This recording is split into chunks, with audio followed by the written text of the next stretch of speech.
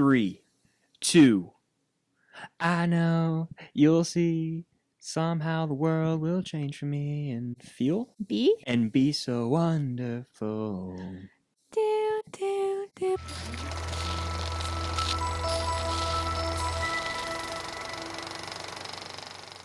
What's going on, guys? I'm Chris. Welcome back to another video. I'm joined by my lovely lady friend Cam. How you doing? Good. Co-hosts we are of the Unusual Couple podcast, by the way. This is not the podcast. This is not the podcast. This is a sneak peek, though, if you want to check it out. A little plug action. But we're going to be talking about the iCarly reboot, which is on Paramount Plus right now. The first 3 episodes just dropped today, and we checked them all out. iCarly is a show that we both grew up with. Came on Nickelodeon originally. What do we think? Let's just say I liked it. Did you like it? I did like it. You were laughing a lot, which I was surprised. Yeah, I thought that it was going to be just like a cash grab type thing because obviously Sam from the original cast is not there. There's no Gibby either, which is kind of a bummer because he was the scene stealer of the original. So you've just got Carly, Freddie, Spencer, and then some new characters are introduced. Mm-hmm. I was nervous going in. The first episode, I have to give it major props. It felt like iCarly, and it felt like they took the version of iCarly that we grew up on, just translated it to our age group, which is the purpose of the show, and made it pretty damn relatable. There were a few times where there were character descriptions, and we kind of looked at each other like, that's me. Yeah. It was very strange, but it was a relatable first 3 episodes, and I'll probably tune in every week from here on out, honestly. I thought it was really good. Spencer is the star of the show, as always. He steals it, by He's far. the best one. Freddie's voice sounds exactly the same. Yeah. Freddie's mom hasn't aged a day. No. Scared me when she came into the episode. Yeah, it's crazy. Scared the crap out of me. She looks exactly the same. And Miranda Cosgrove hasn't aged much either. Yeah.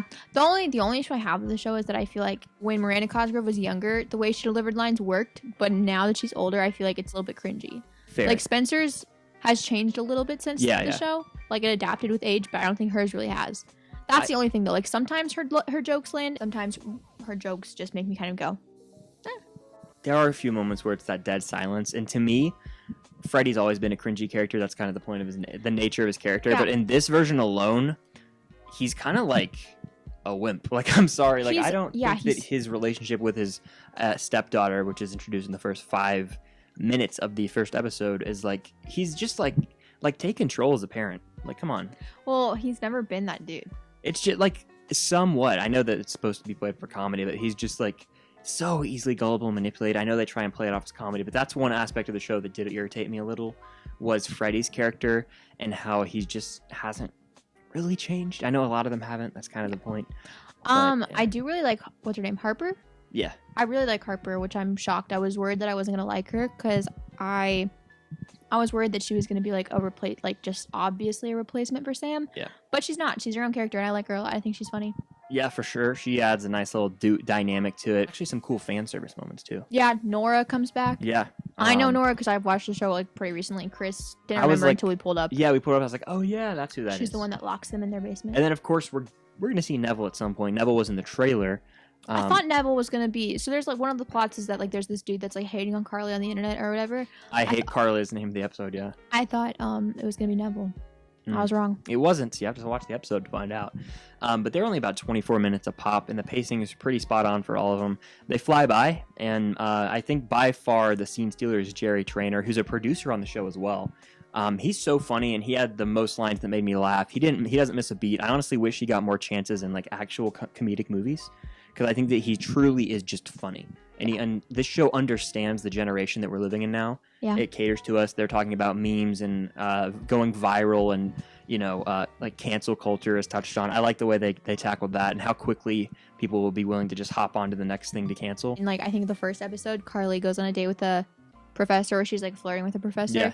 And she's like, oh yeah, like I went to school, I tried it, but honestly, I feel like I learned more about like from doing iCarly than I ever did in any stupid lecture. And then she's like, but so what do you do? And he's like, I'm a professor. Yeah. And she's like, oh. That was the most relatable line ever. Yeah, I don't learn anything from that. I actually, doing things is where I learn it, and I'm like, you literally preach. I was like, you could not be more accurate with that. One thing that irks me about the show is that iCarly is now filmed on an iPhone. I hate it. Really? First of all, what happened? Didn't they have pair phones? They threw on a case. They threw on a case behind it with the Pear logo to make it look like that, but it's clearer than iPhone. But they used to have pear-shaped things. Yeah, it's pear. They were pear-shaped. Yeah.